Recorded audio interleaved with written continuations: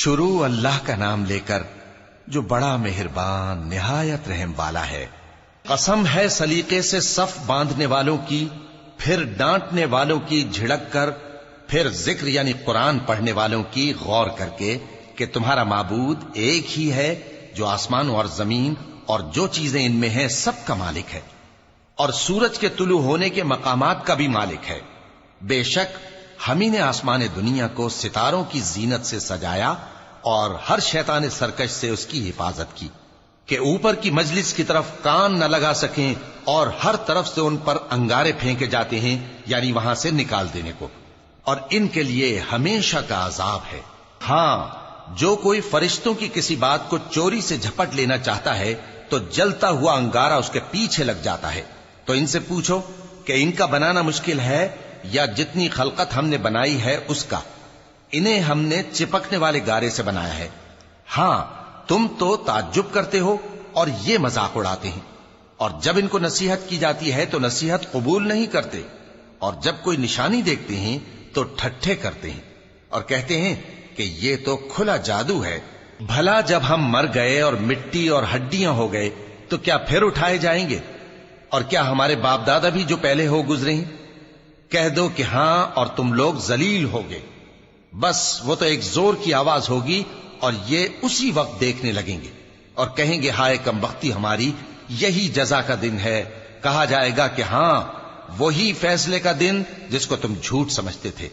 فرشتوں کو حکم ہوگا جو لوگ ظلم کرتے تھے ان کو اور ان کے ہم جنسوں کو اور جن کو وہ پوجا کرتے تھے سب کو جمع کر لو، یعنی جن کو اللہ کے سوا پوجا کرتے تھے، پھر ان کو جہنم کے رستے پر چلا دو اور ان کو ٹھہرائے رکھو کہ ان سے کچھ پوچھنا ہے۔ تم کو کیا ہوا کہ ایک دوسرے کی مدد نہیں کرتے؟ اصل بات یہ ہے کہ آج یہ لوگ اپنی غلطی تسلیم کر رہے ہیں اور وہ ایک دوسرے کی طرف رخ کر کے سوال و جواب کریں گے۔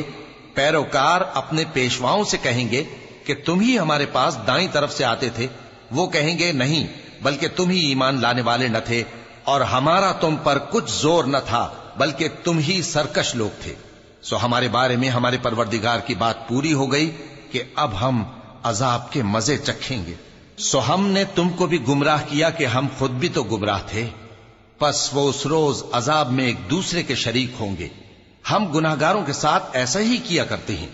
ان کا یہ حال تھا کہ جب ان سے کہا جاتا تھا کہ اللہ کے سوا کوئی معبود نہیں تو تکبر کرتے تھے اور کہتے تھے کہ بھلا ہم ایک دیوانے شاعر کے کہنے سے کہیں اپنے معبودوں کو چھوڑ دینے والے ہیں؟ نہیں، بلکہ یہی حق لے کر آئے ہیں اور پہلے کے پیغمبروں کو سچا کہتے ہیں۔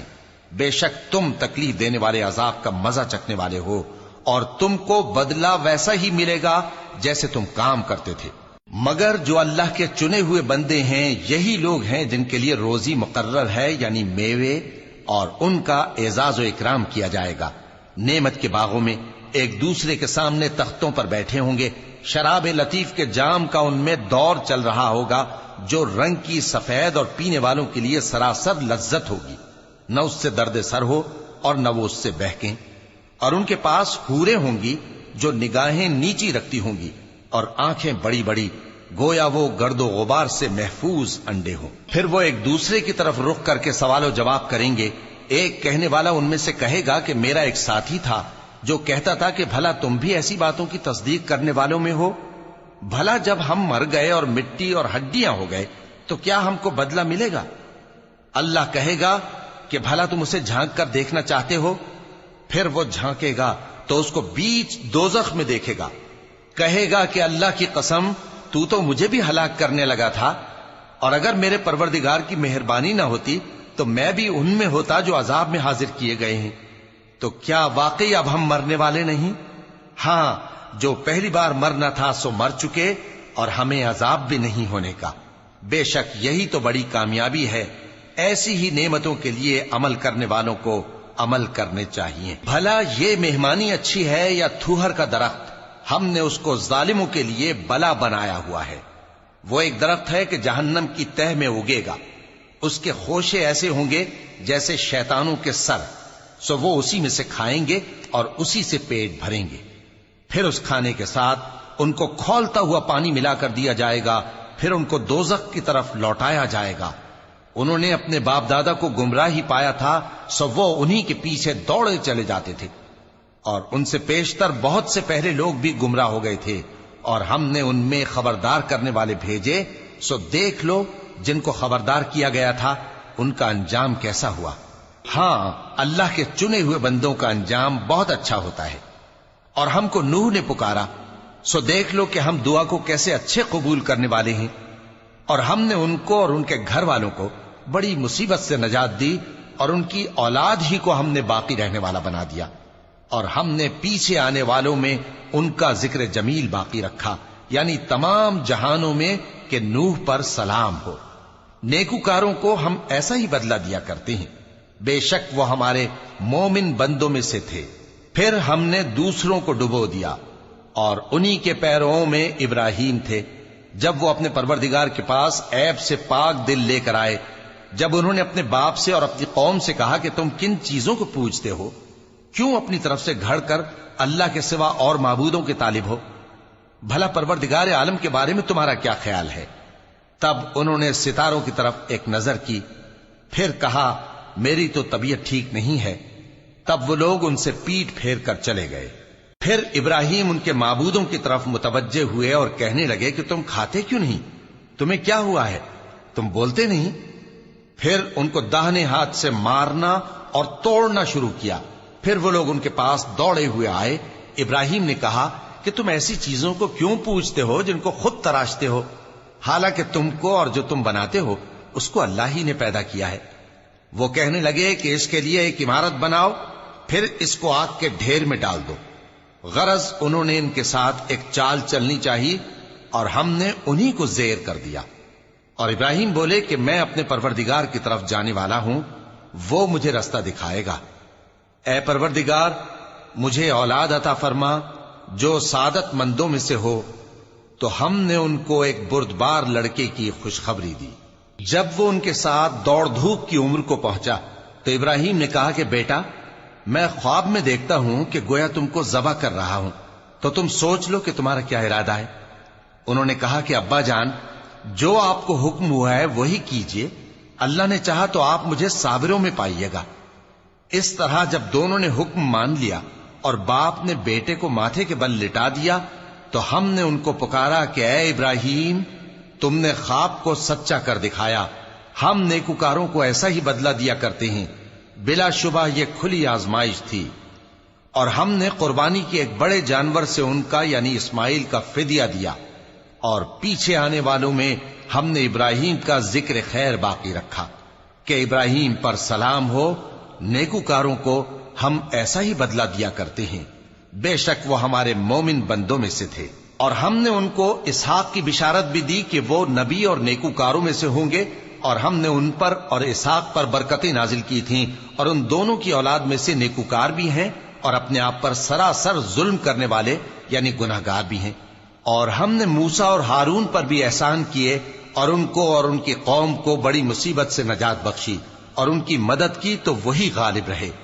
اور ہم نے ان دونوں کو کتاب واضح یعنی تورات عنایت کی، اور ان کو سیدھا رستہ دکھایا، اور پیچھے آنے والوں میں ان کا ذکر خیر باقی رکھا کہ موسیٰ اور ہارون پر سلام، بے شک ہم نیکوکاروں کو ایسا ہی بدلہ دیا کرتے ہیں۔